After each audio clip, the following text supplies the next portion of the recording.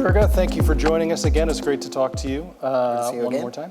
So I want to jump right in. I love having Qualcomm here because you bring an international perspective, and that's where I'd like to start. You know, as countries around the world are expanding their 5G networks, they're progressing towards 5G advanced, what are some of the international trends you're seeing, and what are the implications for us in the US? So, good question, by the way. It's year 6 of 5G. I think we launched 5G in spring of 2019, so it's about the right time to take stock of the situation. I'll give my perspectives, both from an international and what we are seeing in the US, specifically focusing on China, because that does actually come in quite a lot. At this midpoint in 5G, we've seen a proliferation of both experimentation of new services and new kinds of features that are coming in. We've moved past the initial phase of the evolution of 5G towards fixed wireless access, going into other domains. This means into categories which are below smartphones. This is called as reduced capability. So instead of the gigabit per second or tens of gigabits per second, you're talking of hundreds of megabits per second data rates. That's something that's very essential when it comes to always connected XR devices as we go into the future. But I would say that the biggest application of that is really in the industrial sector. So that's reduced capability devices. The other one that's becoming increasingly popular now is actually a throwback from where we left off in the 90s, which is satellite communications. It's now integrated as a part of 3GPP standards.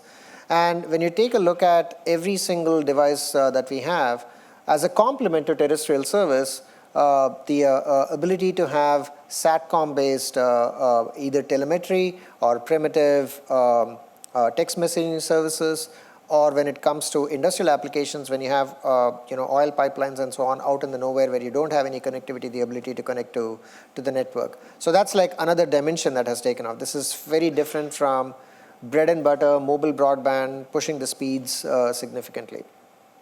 There is a third dimension, and that is on, as we take a look at the evolution of where we left off with what used to be called as, remember back in the day, 6 years earlier, we had this triangle of mobile broadband, machine type communications, which is where a lot of the IoT applications came in, and latency sensitive applications. So that's a place where there's a rethinking in terms of what needs to be done in that space. But that's a broader perspective. In China, there's an experimentation on practically every single one of these services. In the US, we're beginning to see that. But it's very nice to see fixed wireless access take off in a good way.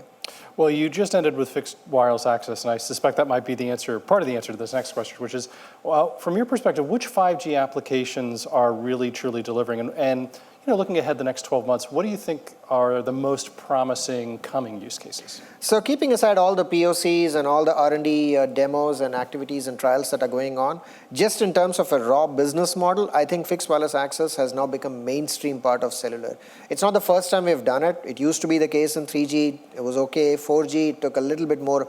But with 5G, I think we've truly delivered in terms of fixed wireless access. The promise of that and the number of households that have been connected using wireless services is just absolutely amazing. And I think in the US, we've done a really good job from the mobile community across both devices, infrastructure vendors, and the mobile operators who have done a tremendous job in this space. That's clearly a success story in the US. If I take a look at China and some of the other markets, by the way, in Japan also, there's a lot of fixed wireless access that occurs, but it used to be there in 4G. It's taken a bigger way with 5G. In China, I think there are actual applications in the industrial domain. That's a place where I would argue that the services have taken off. It's hard to kind of see what's the actual business model associated with it. But coming back to the US, I think fixed wireless access, it's a slam dunk in terms of which is the best possible service that we've seen outside traditional mobile broadband. And looking ahead? Looking ahead, I would actually argue that wearables and connected devices is probably the most promising area. Now, I'm talking about it in the context of POCs and trials that we have seen. If you've seen the Ray-Ban, Meta Ray-Ban glasses, if you've used it, it's pretty nice. And I've always kind of, when I use them, Bluetooth connectivity to your phone, it's a natural next step to go from there towards just connected directly to the network, where you will use the phone when necessary as a hub, but otherwise not really necessary. I think that's probably most promising in terms of where we can go. It still needs to evolve in the right direction. Okay. So now we've already had a few speakers touch on AI, Yes. and I want to talk a little bit more about that. AI is becoming deeply embedded in the network, from RAN optimization to user experiences, which you touched on. How is Qualcomm thinking about this? How are you approaching it? And then thinking more broadly about the industry here in the US, what do we need to do to prep and pave the way for an AI native 6G? So first of all, there's two aspects to it. One is what's happening with AI in devices, and the other part is what's happening with AI in networks. This is before we talk about 6G. In other words, there's no actual specifications that's written down. These are proprietary mechanisms, AI algorithms making their way into cellular communications. By the way, it's a very important transition point, so I want to spend maybe a couple of minutes on this. First, on devices. Historically, we've kind of always had like our algorithms that run on devices just to make your performance captured in the form of latency, your data rates, your average data rates, cell-edge data rates, and so on, looking much better than before. We would rely upon cellular algorithms. Increasingly, we are beginning to use AI models to improve the same algorithms. So in other words, we're doing the same thing that we used to do before, except we are using AI models which happen to do much better. A lot of the algorithms that are usually used are fine-tuned and handcrafted with years of experience. But it turns out that with AI, we can do even better. Same thing happened with image processing and cameras. It's happening in devices as well. So the chances are, if you have a Qualcomm-powered smartphone in your hands right now, we are using AI as we speak for a lot of things that you might not know of. And as Qualcomm, we are on our we've gone beyond the third generation of our AI processor that's embedded within the modem in itself. It's we talk about it in other forums, but it's already happening. There's no need for standardization in that. Similarly, when it comes to network optimization, RAN agents are making a gradual appearance within the network in itself. A tremendous amount of data that gets ingested, and if you want to optimize the network performance, then use AI algorithms to optimize that just in terms of network parameter setting and whatnot. But that actually brings us to the next stage of AI as to what does it mean. So far, it's like proprietary optimizations. Is that what it is? Our belief is no. When we talk of, we need to put something concrete when it comes to what does AI native 6G networks actually mean. This means you have well-defined protocols that are standardized. That means devices and networks are communicating with each other, fully understanding that you do have AI algorithms running in your network, you do have AI algorithms running in the device. What is the nature of communicating? Okay, what are you using versus what data gets communicated back and forth? That's the definition of an AI native network. For that to happen, you have to be able to handle the workloads on both sides, which means the processors need to upgrade both on devices and on networks. This would be like an upgrade in terms of the network processing capability. Today, when we talk of AI in the network, we typically mean somewhere in the deep cloud, but there's an opportunity to bring that closer and closer to the end user, which means that we have the potential for AI services, whether it's compute as a service, not just data as a service, but compute as a service. This is, of course, the holy grail of where we need to be with 6G. But that's what is the definition of a AI native 6G network. These are seed thoughts. We have another 4 years or so before, through the standardization process, something will come out of it. But as that plays itself out, nobody is waiting for standards by themselves. All the optimizations are occurring as we speak. So now we're here in Washington.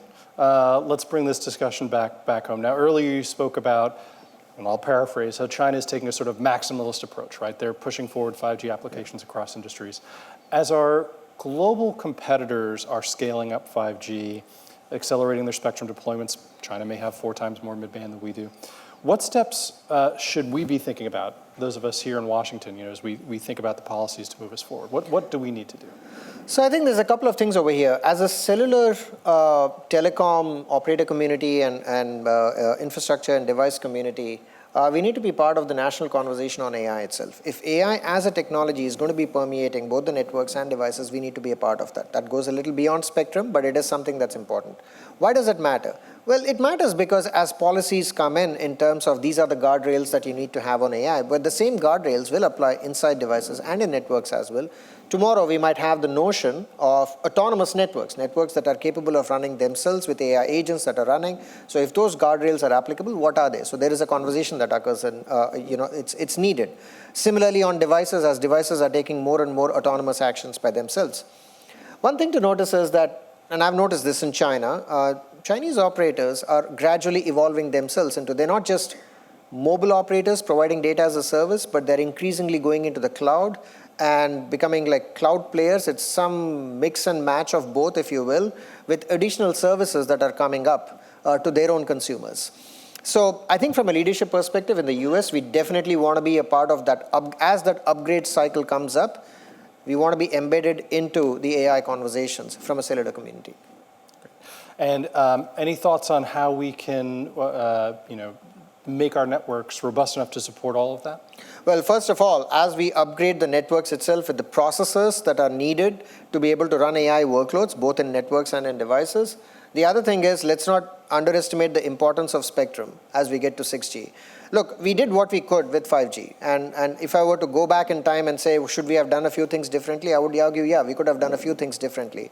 Extremely important to have clean spectrum for us as we march into 6G, and we need tons of it. There's never going to be enough of that. It is very important to understand that. AI is a piece of the puzzle. It doesn't actually suddenly diminish the need for spectrum for ourselves. So it's important to pay attention to both sides. Well, Durga, thank you so much. We really love having you here. I really appreciate hearing your thoughts. Thanks for having me.